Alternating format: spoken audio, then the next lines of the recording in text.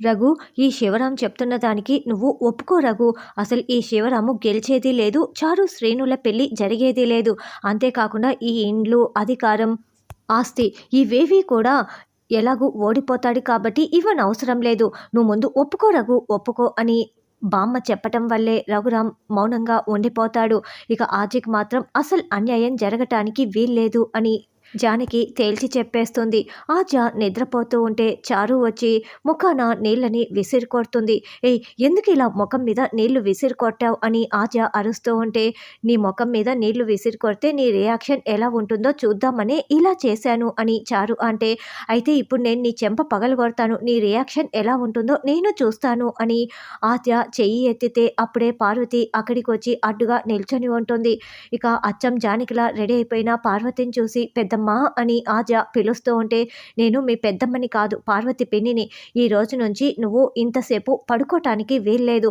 ఈ ఇంటి పనులు, వంట, గేదెలకి కుడితి వేయటం, పొలానికి అన్నాలు తీసుకువెళ్ళటం మొత్తం కూడా నువ్వే దగ్గరుండి చూసుకోవాలి, లేకపోతే ఊరెళ్ళిపో, ఇక్కడ ఉండటానికి వీల్లేదు అని పార్వతి అంటుంది. ఏం మాట్లాడుతున్నావో, ఇక్కడ ఆజ నా భార్య, అయితే పద ఆజ వెళ్ళిపోదాం అని శ్రీను అంటాడు.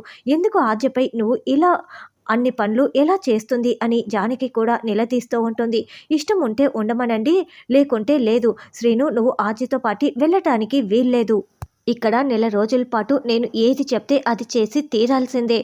పని చేయలేనంటే చెప్పు, నువ్వు మాత్రమే ఈ ఇంట్లో నుంచి వెళ్ళిపో, ఎలాగూ ఇది నీ ఇండ్లు కాదు కదా, అమెరికా వెళ్ళిపో అని పార్వతి కండిషన్ పెట్టడంతో నేను చేస్తాను అని ఆజ అంగీకరిస్తుంది. అదేంటమ్మా ఆజ, ఎందుకు ఇలా ఒప్పుకున్నావు అని జానకి అవునాజ అని శ్రీను ప్రశ్నిస్తూ ఉంటే, ఇప్పుడు నెల రోజుల తర్వాత దీన్ని అడ్డు పెట్టుకొని చారు శ్రీనుల పెళ్లి చేయటం కోసమే పార్వతి పిన్ని ఇలా ప్రవర్తిస్తోంది.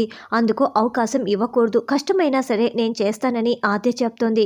తర్వాత ఎమ్మెల్యే ఒక సూట్ కేస్ పట్టుకురావటంతో, ఏంటి నేను ఇంకా తామ్రపత్రం ఇవ్వకముందే నా కోసం డబ్బు తీసుకువచ్చారా అని అస్మిత అంటే, ఇది డబ్బు కాదు, కావాలంటే చూడు అని సూట్ కేస్ని ఓపెన్ చేయగానే ఒక పాము బుసలు కొడుతూ ఉంటుంది.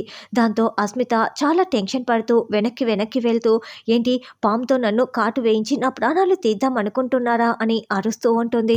ఇది ఒట్టి పాము కాదు అస్మిత, ఈ పాముని హిప్నటైజ్ చేశారు. ఈ పాముని తీసుకువెళ్ళి నువ్వు రామలక్ష్మి దగ్గర వదిలేసావనుకో, ఈ పాము రామలక్ష్మిని కాటు వేస్తుంది. నువ్వు ఆ తామ్రపత్రం కొట్టేయటానికి నీకు చాలా మంచి అవకాశం, నేను చెప్పింది చెయ్యి అని ఎమ్మెల్యే చెప్పటంతో అలాగేనని అస్మిత బుక్ చదువుకుంటూ ఉంటే రామలక్ష్మి దగ్గర మెల్లగా వెనక వైపు నుంచి ఆ పాముని వదిలేస్తుంది. ఇక ఆ పాము బుసలు కొడుతూ నేరుగా రామ కాలు దగ్గర నిలబడి కాటు వేయటానికి రెడీగా ఉంటుంది. రామ ఏమో బుక్ చదువుకుంటూ అసలు ఆ పాముని గమనించుకోదు. మరి ఇప్పుడు పాము నిజంగానే రామలక్ష్మిని కాటు వేస్తుందా అన్నది రానున్న ఎపిసోడ్లో తెలుసుకుందాం.